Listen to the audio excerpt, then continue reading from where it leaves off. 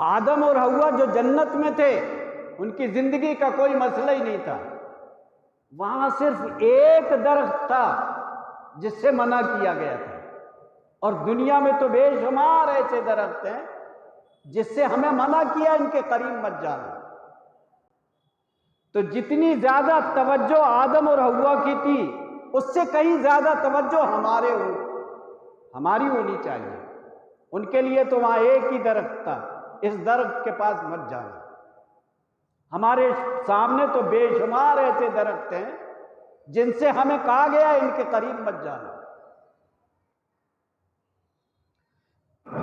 फ़क़द क़ाल अल्लाहु तबारक व तआला फ़ी कलामिहिल मजीद, अऊज़ु बिल्लाहि मिनश शैतानिर रजीम, बिस्मिल्लाहिर रहमानिर रहीम। वला तत्तबिउ खुतुवातिश शैतानि इन्नहु लकुम अदुव्वुम मुबीन।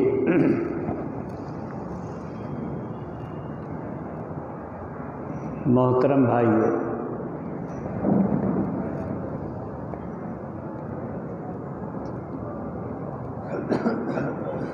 एक हफ्ता कबल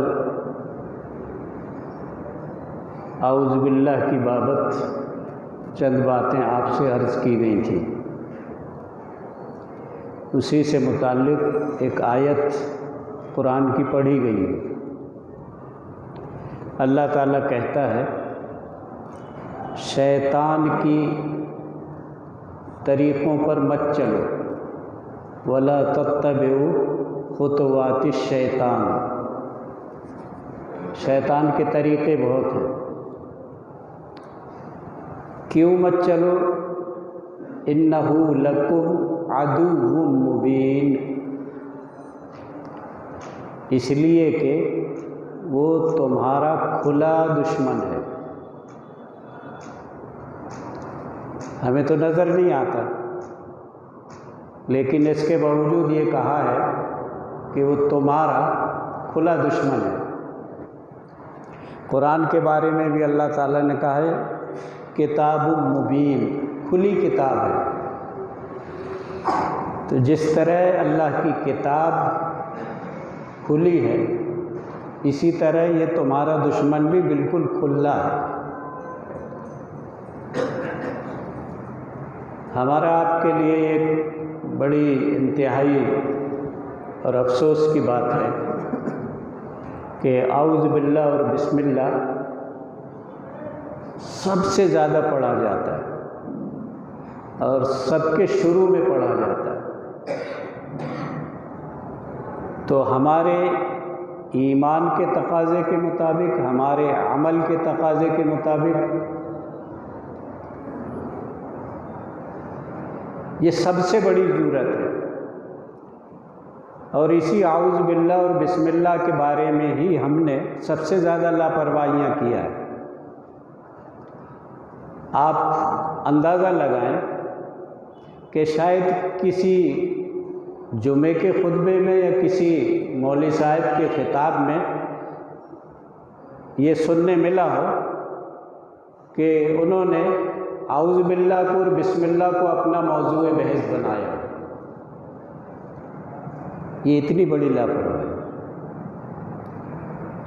मैं उसकी अहमियत नहीं बयान करता, अल्लाह ताला ने इसकी अहमियत बयान की है। इसको सब पर मुक़द्दम रखा है। ईमान वाला चाहे वो अल्लाह की किताब को पढ़ना चाहे या ईमान वाला किसी भी काम को करना चाहे, तो अल्लाह रब्बुल इज़्ज़त ने इन दो चीज़ों को पढ़ने के लिए कहा है।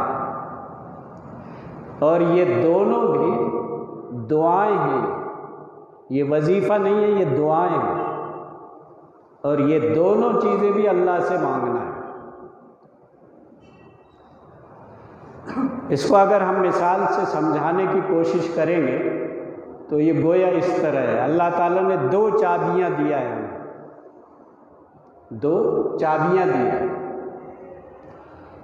एक चाबी से खुले दरवाजे को बंद करना है और एक चाबी से बंद दरवाजे को खोलना है। यानी अगर हम कुरान समझना चाहें, हम अपने दीन को समझना चाहें, दीन पर अमल करना चाहें तो अल्लाह रब्बुल इज़्ज़त ने बिल्कुल सबसे पहले ये 2 चाबियां हमें सौंप दी। हम इनको चाबियां समझेंगे तब तो इन चाबियों का इस्तेमाल करेंगे।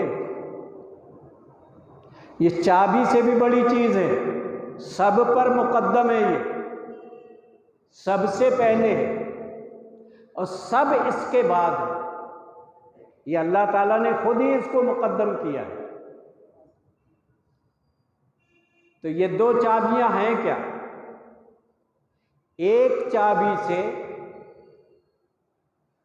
वो जो शैतान का दरवाजा खुला है उस दरवाजे को बंद करना है। ये आऊज़ु बिल्लाह एक चाबी है शैतान के दरवाजे को बंद करने की। बिस्मिल्लाह जो है वो दूसरी चाबी है। रहमत के दरवाजे हमारी बेअमलियों से बंद है, तो बिस्मिल्लाह के जरिए से ऐसी चाबी है जिससे रहमत के दरवाजे खुलते। इतनी अहमियत की हामिल है। और अगर हमने इन 2 चाबियों का इस्तेमाल नहीं किया, हमारे लिए कोई भी रास्ता खुला नहीं। ये इतनी बड़ी अहमियत की हामिल है ये चीज। अब इस चाबी को समझें हम कि ये चाबी कैसे है, तब तो हम किसी खुले दरवाजे को बंद करेंगे या किसी बंद दरवाजे को खोलेंगे।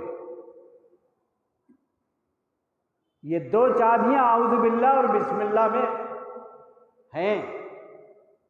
ये 2 चाबियों के तौर पर है। ये खजाना है हमारे दीन का, हमारे इल्म का, हमारे अमल का। इसके बगैर छुटकारा ही नहीं है। ये इतनी अहम चीज है। अब अल्लाह ताला ने अपनी रहमत के जिक्र से पहले शैतान का जिक्र क्यों किया है? बिस्मिल्लाह में अल्लाह ने अपनी रहमान होने और रहीम होने का जिक्र किया है, यानी गोया अल्लाह ने अपनी रहमत का जिक्र किया है। ये बाद में है।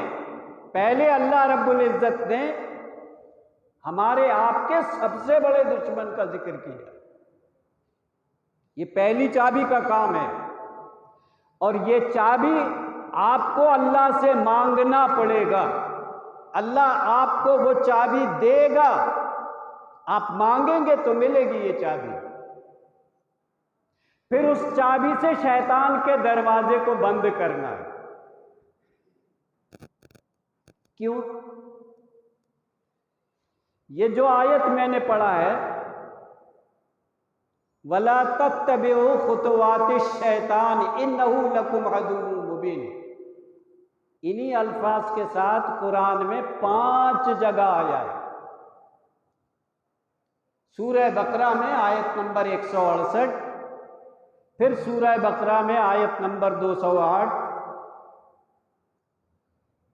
सूरह अनआम में आयत नंबर 142 और सूरह यूनुस में आयत नंबर 60 और सूरह ज़ुखरुफ में आयत नंबर 62, एक ही अल्फाज के साथ। अच्छा, थोड़ा सा अंदाजा कीजिए कि वो रब जो सारी कायनात का खालिक है, वो तुम्हें डरा रहा है कि ये सबसे बड़ा दुश्मन है तुम्हारा, खुला दुश्मन है। ये ऐसे ही डरा रहा है अल्लाह ताला जैसे एक बाप अपनी औलाद से बेपनाह प्यार करता है। उसके प्यार का इजहार इस बात से होता है, बेटा ये ना करना, फिर कहता है बेटा ये ना करना, बेटा ये ना करना, बेटा ये ना करना। इतनी ताकीद के साथ कहे तो वो तो कोई काबिल तवज्जो चीज होगी ना। तो हम आऊज़ु बिल्लाह को ऐसी सरसरी पढ़ लेते हैं, हमको अंदाजा नहीं होता हमारा मुकाबला कितने बड़े दुश्मन से है, कितने बड़े दुश्मन से है। हम इसको याद ही नहीं रखते, भुला देते हैं ये। और शैतान का काम है वो अल्लाह को भुला दे और शैतान के काम में लगा दे। ये शैतान का काम है। तो मेरे भाइयों और बुजुर्गों, हमारा पहला और दूसरा सबक ही ये पूरे एहसास के साथ होना चाहिए, पूरे एहसास के साथ होना चाहिए। इनकी अहमियत के पेश नज़र अगर हम कुरान खोलेंगे, दीन को समझेंगे, तो आधा दीन आऊज़ु बिल्लाह की तफसीर है और आधा दीन बिस्मिल्लाह की तफसीर है। गोया शार्ट में, मुख्तसर में अल्लाह ताला ने हमें दो हिदायतें दे दी और दीन इन्हीं दो हिस्सों में है। एक शैतान के रास्ते से बचना है और रहमान के रास्ते पर चलकर अल्लाह की रहमत को हासिल करना है। यही दो हिदायतें आऊज़ु बिल्लाह और बिस्मिल्लाह में दी गई। इतनी बड़ी चीज है, इसका कोई जिक्र ही नहीं करता, कभी तज़किरे में नहीं आती ये बात। जबकि हमारे ईमान के तकाज़ों में, हमारे इल्म के तकाज़ों में, हमारे अकीदे के तकाज़ों में सबसे पहली जरूरत है, सबसे बड़ी जरूरत है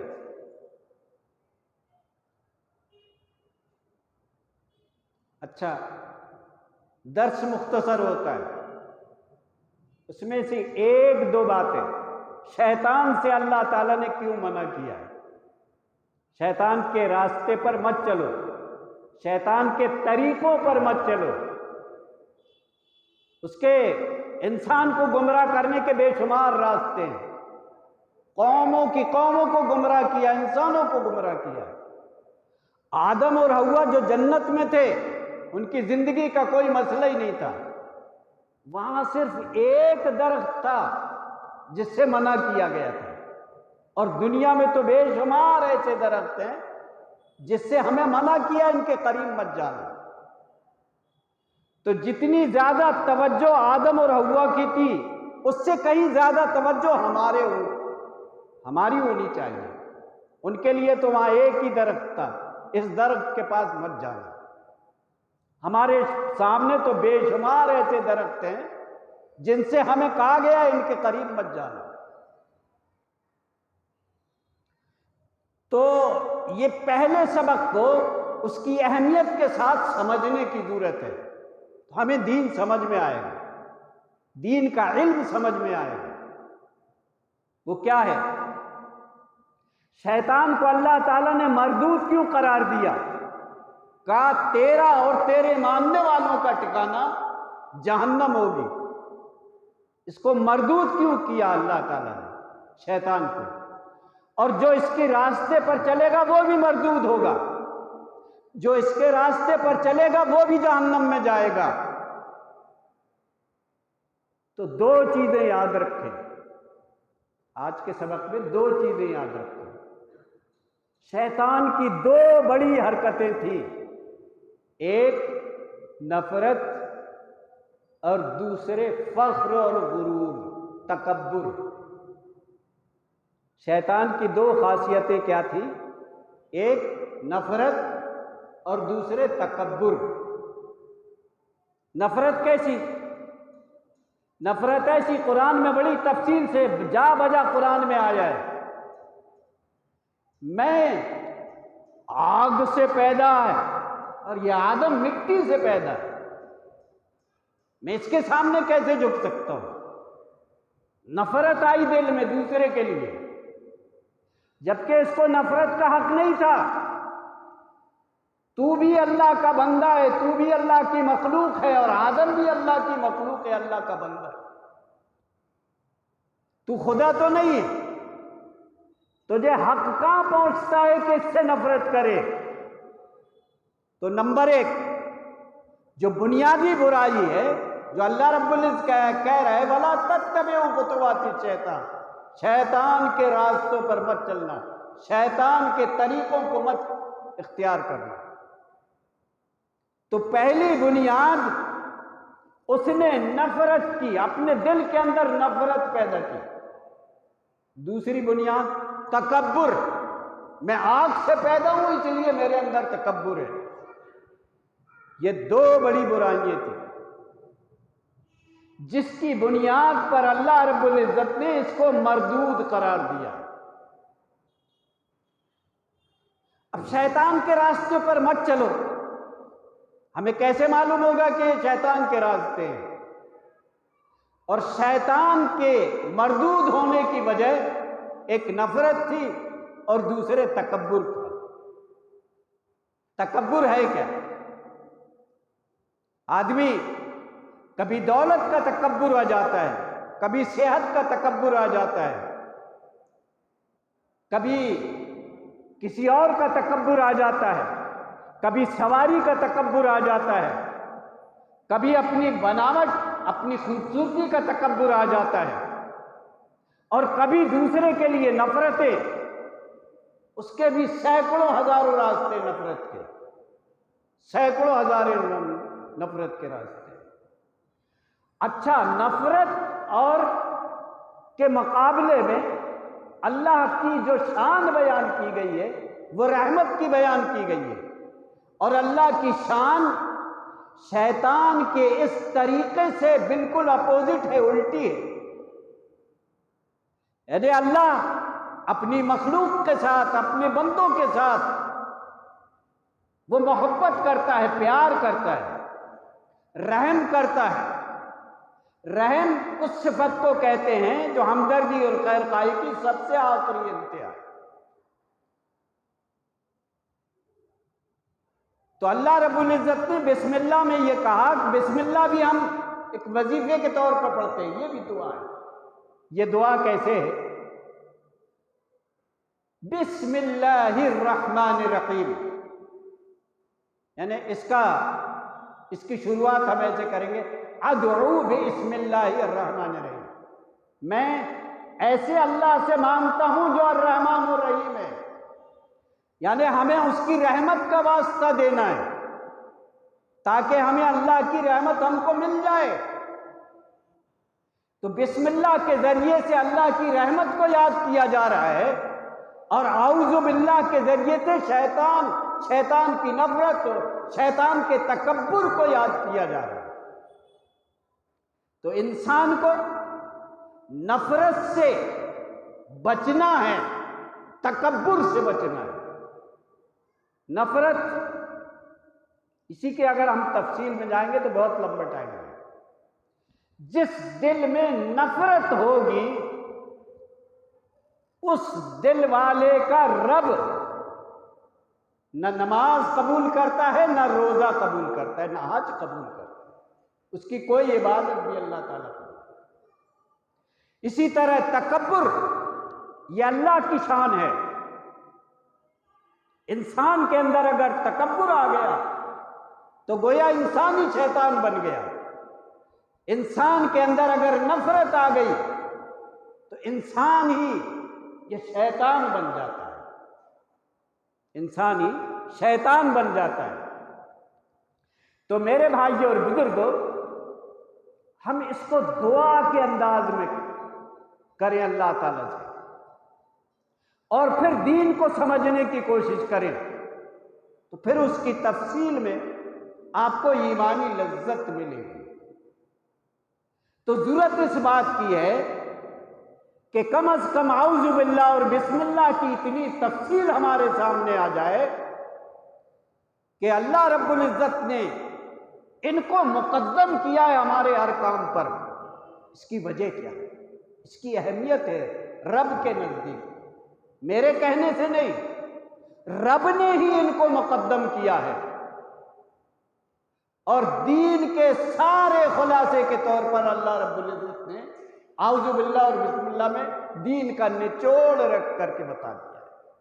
बाकी दीन की पूरी तफसील इन्हीं दो चीजों की वजाहत है।